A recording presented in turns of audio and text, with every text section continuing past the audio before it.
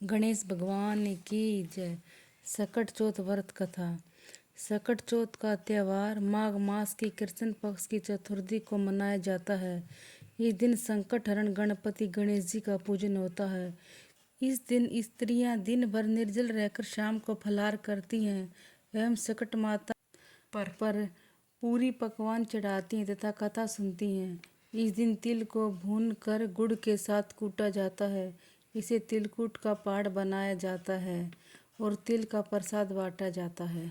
सकट चौथ की कहानी। एक बुढ़िया थी, उसके एक बेटा था। बुढ़िया बेटे के सुख के लिए 12 महीने का सकट चौथ का व्रत करती थी। बेटा जंगल से लकड़ी तोड़कर लाता और बेचकर घर चलाया करता था। बुढ़िया रोज उसकी लकड़ियों में से 2 लकड़ी उठाकर रख लेती थी। फिर चौथ के दिन उसको बेचकर सामान लाती और चूरमे के लड्डू बनाती थी। एक लड्डू वह खुद खाती और एक बेटे को खिलाती। एक दिन बुढ़िया की पड़ोसन आई और उसके बेटे से बोली, तू तो कमा कमा कर थक गया, तेरी माँ चूरमे के लड्डू बनाकर खाती है। बेटा बोला, ऐसा नहीं हो सकता। पड़ोसिन बोली, जाकर देख, आज भी चूरमा बनाया है।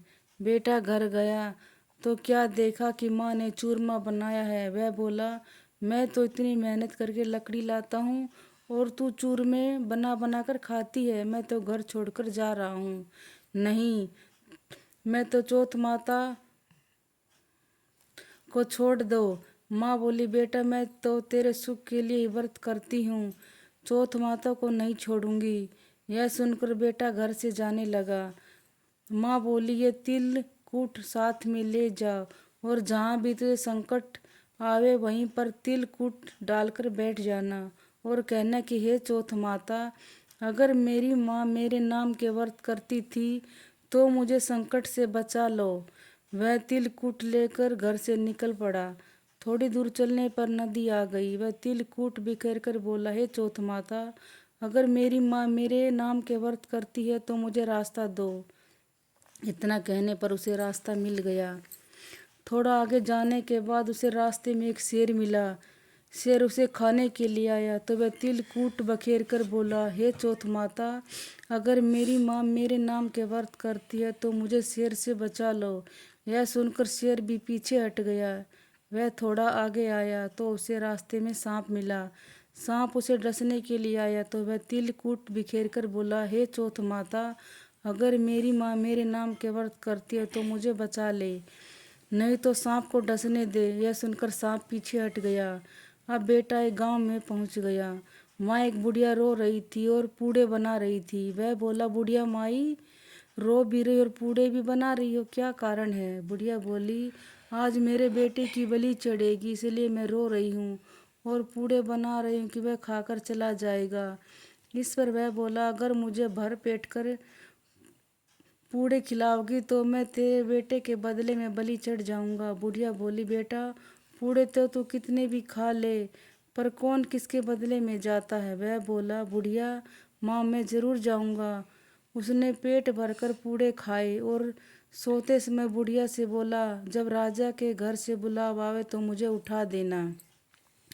जब रात में राजा के घर से बुलावा आया तो बुढ़िया ने उसे उठाया। बेटा बोला, बुढ़िया माई, मैं तेरे बेटे की बलि की जगह जा रहा हूँ। वह चला गया। वहाँ जाकर चौकी पर तिल कूट बिखेर कर बैठ गया। राजा के नौकर ने सारा आवाज छीन दिया और आग लगा दी। तब बेटा बोला, हे चौथ माता, अगर मेरी माँ मेरे नाम के व्रत करती है तो मुझे इस संकट से बचा ले। तभी आवा पककर तैयार हो गया। जो आवा 6 महीने में पकता था वह 3 दिनों में पक गया और सोने चांदी का कलश हो गया। राजा के नौकर राजा से बोले, आवा पककर तैयार हो गया है। राजा बोला, बर्तन उतारो। तब अंदर से आवाज आई, धीरे धीरे उतारो। राजा के सब नौकर डर गए कि इसके अंदर कोई भूत बोल रहा है। अंदर से फिर आवाज आई, मैं कोई भूत प्रेत नहीं हूँ, जिसको बिठाया था वही बोल रहा हूँ। तब सबने देखा कि वह चौक पूर कर बैठा है। तब राजा ने पूछा, तू आग में से जिंदा कैसे बच निकला? वह बोला, मेरी माँ चौथ माता का व्रत करती थी, सो मैं चौथ माता के प्रभाव से बच गया। उस राजा के एक लड़की थी। राजा बोला, मैं अपनी बेटी का विवाह तेरे साथ करूँगा। फिर राजा ने अपनी बेटी का विवाह उसके साथ कर दिया और वह वहाँ रहने लगा। कुछ दिनों बाद राजा की लड़की ने उससे पूछा, तेरा घर बार भी है या नहीं? बेटा बोला, मेरी माँ भी है, घर भी है। तब वह बोले, हमें अपने घर ले चलो। फिर राजा ने उसे बहुत सा धन देकर विदा किया। इधर बुढ़िया लकड़ी चुन चुन कर लाती और उनको बेचकर रोटी खाती थी। एक दिन पड़ोसन बोली, देख तेरा बेटा और बहू आ गए हैं, वे बहुत सा धन भी लाए हैं। बुढ़िया बोली, पहले तो मेरे बेटों को सिखा बहला कर निकाल दिया और अब कहती है कि तेरा बेटा और बहू आ गई हैं। तभी बेटा बहू बुढ़िया के पैरों में पड़ गए और बोले, हम चौथ माता के प्रभाव से आ गए हैं। पूरे नगर में ढिंढोरा पिटवा दिया गया कि हर बेटे की माँ और बेटी की माँ को सकट चौथ का व्रत करना चाहिए।